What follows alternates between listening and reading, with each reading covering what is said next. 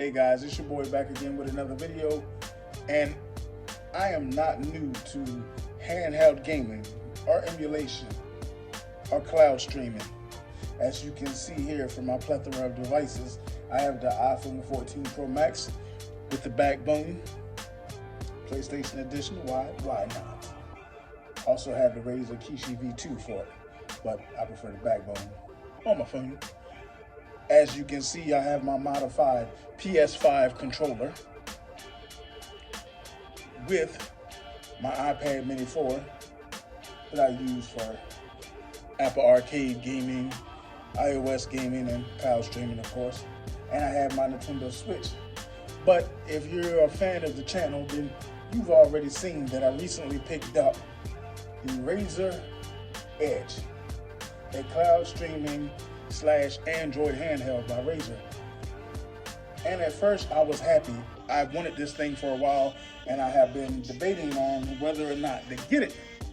You know, I really wanted it. Basically, you get the tablet, same size as a phone, and you get the Razer Kishi V2 Pro, or as Razer calls it, the Saber Tooth. Now, when I first got this, I was absolutely ecstatic. Then the problems came. Let me start by saying the hardware, I mean, look at it. The hardware, the build quality, it's absolutely amazing. Look at that, you got your vent fans and everything, your Razer logo. She's heavy, feels good in the hand. Giggity. And you power it on. I gotta put my password in, I keep a password on it.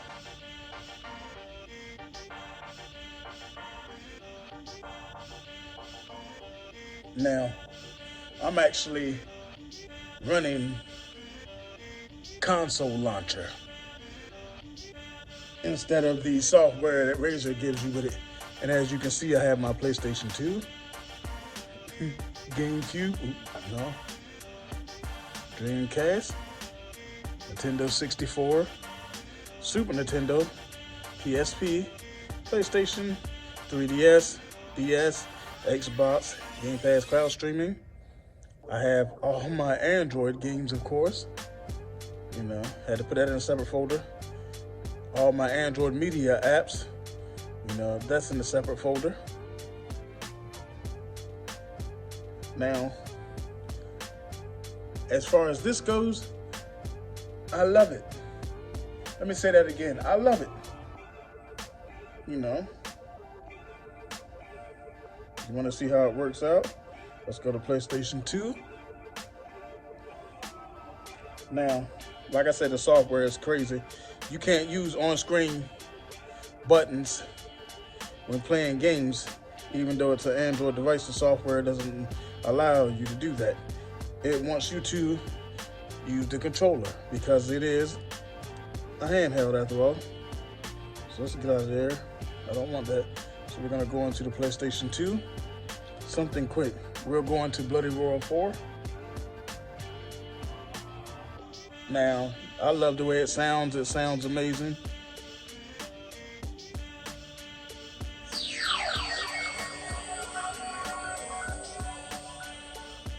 Now, you will have to do some tweaking with the aspect ratio to get it right. But I actually love it.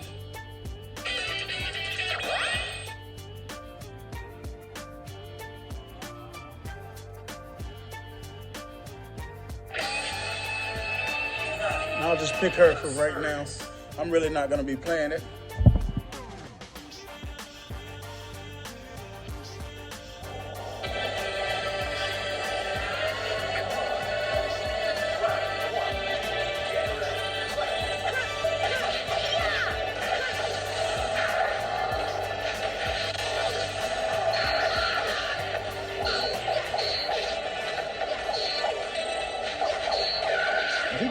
Ducking everything. But that's because I'm not playing. You know what? Hell with it.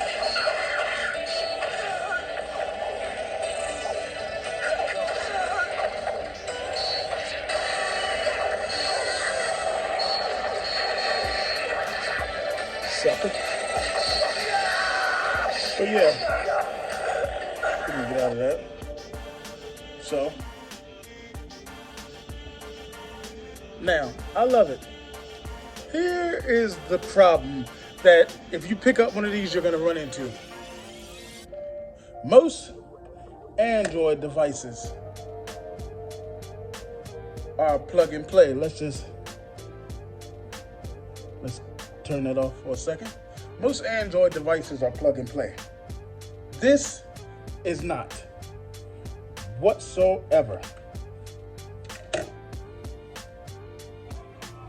And if you're wondering, the wallpaper is actually called rain paper. It lets you add the rain effect. I actually could make a video and use video as a wallpaper as well, but I just wanted to do that. Like I said, let's just swipe that up. Let's unlock it one more time.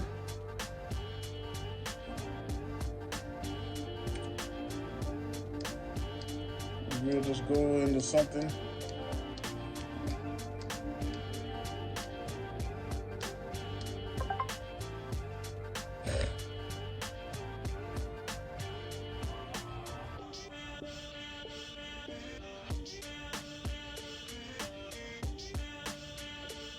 There we go. We'll just load up my preview. Now, the problem you'll run into if you buy this device, basically, is the way the storage is set up is ridiculous. Most Android devices are plug and play, meaning I should be able to take this SD card out of my tablet, put it in here with all my ROMs that I do own already loaded on it, and play it. No. If you put an SD card in it, you will have to format it, erasing everything. Okay, no problem. You format a fresh SD card, take it out, put it in the computer, move your ROMs over. Here's the other problem. Once you format it to this device, whether it's an SD card or a USB stick, you can only move 4 gigabytes of data at a time. No more than 4 gigabytes. So you can load a whole folder in, but any games that you have stored that are bigger than 4 gigabytes, you can't do it. Which is utterly ridiculous, man. You know how long it took me and how frustrating it was to load my ROMs on that thing? Frustrating beyond measure. I was absolutely livid. Now, the way I found worked best for me was I literally connected my SSD with my games on it to a computer, took a flash drive, and slowly, one by one or folder by folder, I would copy it to a USB stick that was formatted to the Razer. Move all the files over, then use the OTG cable to connect the Razer to the USB stick and transfer the files over like that, which was time consuming, amazingly, frustratingly so. And I don't understand why Razer did that. I went online and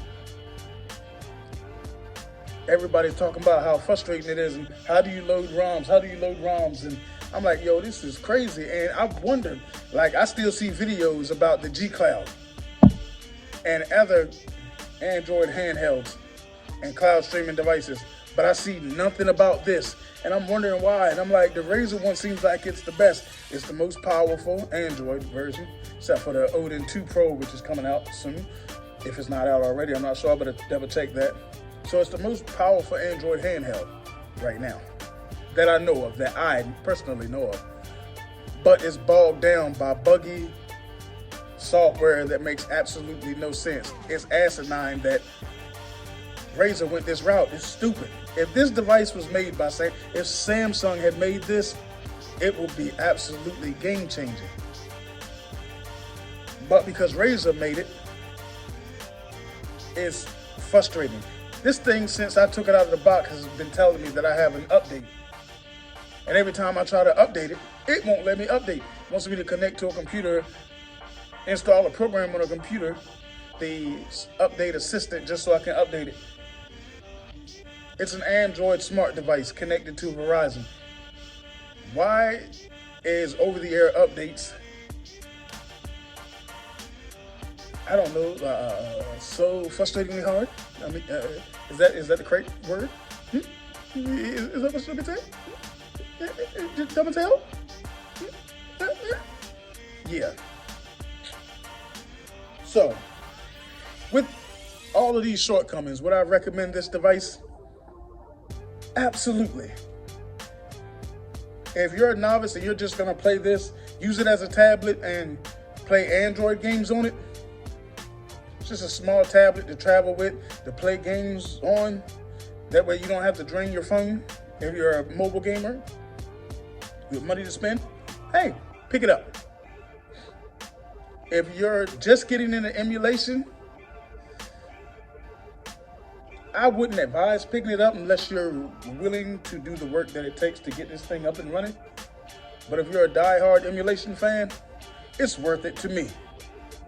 The only frustrating thing about it is the software. Great hardware bogged down by stupid software. It's freaking ridiculous. I mean, that's all I can say. It's a great device.